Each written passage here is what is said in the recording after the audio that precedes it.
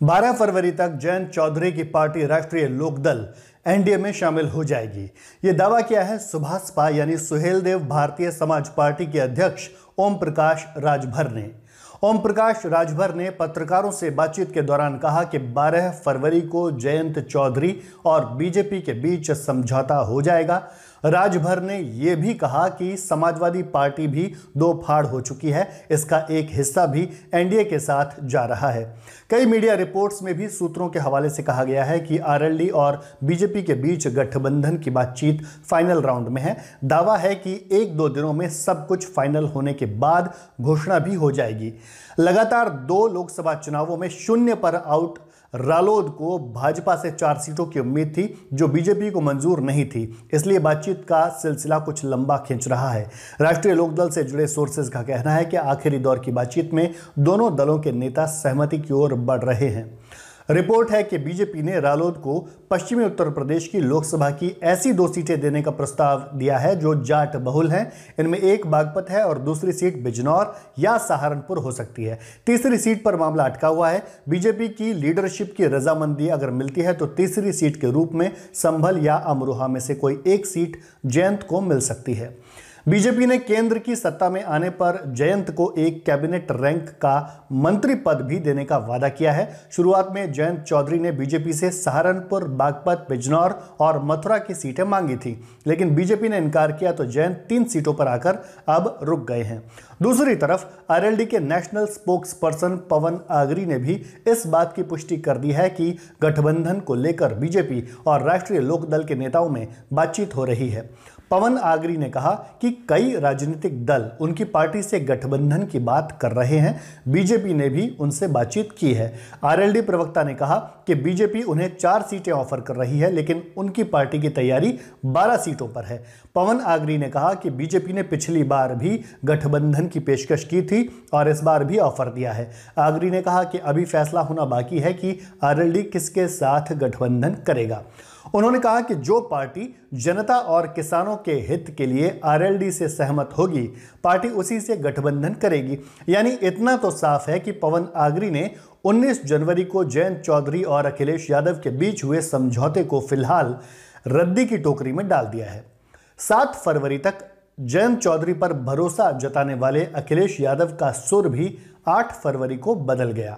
7 फरवरी को अखिलेश ने कहा था कि जयंत चौधरी किसानों का साथ छोड़कर नहीं जाएंगे, लेकिन 8 फरवरी को अखिलेश ने मीडिया से बातचीत में कहा कि बीजेपी सियासी दलों को तोड़ना जानती है।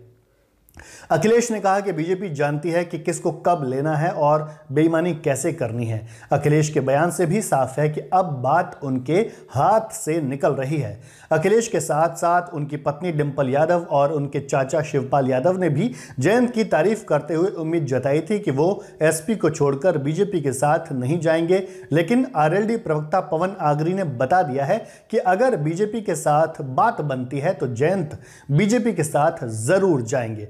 उधर बीजेपी के नेता और यूपी के उप मुख्यमंत्री ब्रजेश पाठक ने भी संकेत दे दिया है कि आरएलडी बीजेपी के नजदीक आ रही है। उन्होंने कहा कि राजनीति में हमेशा संभावनाएं रहती हैं और भारतीय जनता पार्टी हमेशा भारत माता के प्रति समर्पित भाव से काम करने वाली पार्टी है। पाठक ने कहा कि बीजेपी उन लोगों के साथ है जो उत्तर प्रदेश के विकास में सहयोग देने को तैयार हैं। पाठक ने कहा कि वो सभी का दिल से स्वागत करते हैं। जयंत के पाला बदलने पर कांग्रेस की तरफ से भी प्रतिक्रिया आई है। कांग्रेस विधानमंडल दल की नेता आराधना मिश्रा ने कहा कि यह चर्चा मीडिया में चल रही है और सब कुछ ठीक है, कोई चिंता की बात नहीं है। हालांकि कांग्रेस नेता प्रमोद कृष्णम ने साफ कह दिया है कि यूपी में पीडीए या इंडी गठबंधन डूबता जहाज है। जयंत के एनडीए जाने के सवाल पर प्रमोद कृष्णम ने कहा कि डूबते जहाज पर कोई नहीं रहना चाहता, सब भाग जाते हैं। वैसे भी जयंत चौधरी के पास अखिलेश का साथ देने का एक भी जायज कारण नहीं है, लेकिन बीजेपी के साथ जाने के अनेक कारण हैं। सबसे पहला तो यह कि पिछले कुछ चुनावों में राष्ट्रीय लोकदल ने बढ़िया प्रदर्शन तभी किया है जब वो बीजेपी के साथ मिलकर चुनाव लड़े हैं। 2002 में यूपी विधानसभा चुनाव में आरएलडी ने बीजेपी के साथ मिलकर चुनाव लड़ा, उसके 14 विधायक जीते। इसी तरह 2009 में लोकसभा चुनाव भी राष्ट्रीय लोकदल ने बीजेपी के साथ लड़ा था, उसमें उसके 5 सांसद जीते। इसके उलट वो पिछले 2 लोकसभा चुनाव बीजेपी के खिलाफ लड़कर देख चुकी है, जब उसे 2014 और 2019 में एक भी लोकसभा सीट नहीं मिली। अब बीजेपी के साथ जाने से रालोद की लोकसभा सीट पर जीत भी दर्ज हो सकती है, क्योंकि रालोद को बीजेपी के जाट वोट बैंक से भी फायदा मिल सकता है। बीजेपी के साथ मिलकर चुनाव लड़ने पर रालोद को केंद्र सरकार और यूपी के मंत्रिमंडल में भी जगह मिलने की संभावना है। इसके साथ ही पार्टी मजबूत तो होगी ही, साथ ही उसके कार्यकर्ताओं को सम्मान और नई ऊर्जा भी मिलेगी। पिछले 2 लोकसभा चुनाव में बुरी तरह हारने वाली आरएलडी के लिए लोकसभा चुनाव 2024 एक मौका होगा, जिसमें वो अजीत चौधरी की विरासत को बचा सकती है। ये चुनाव चौधरी अजीत सिंह के निधन के बाद पहला चुनाव है और इसमें राष्ट्रीय लोकदल की जीत जरूरी है। आरएलडी का वोट बैंक लगातार कम हो रहा है और इस चुनाव में मिली जीत उसके कार्यकर्ताओं में एक नई उम्मीद, एक नया जोश पैदा करेगी। साल 1999 से अब तक रालोद ने 5 चुनाव लड़े। इनमें 1999 में 15 सीटों पर लड़ी रालोद और 2 सीटों पर जीत उसे मिली। साल 2004 में सपा के साथ मिलकर वो 10 सीटों पर चुनाव लड़ी और उसको 3 सीट मिली। 2009 में बीजेपी के साथ मिलकर 7 सीटों पर चुनाव लड़ी और उसे 5 सीटों पर जीत मिली।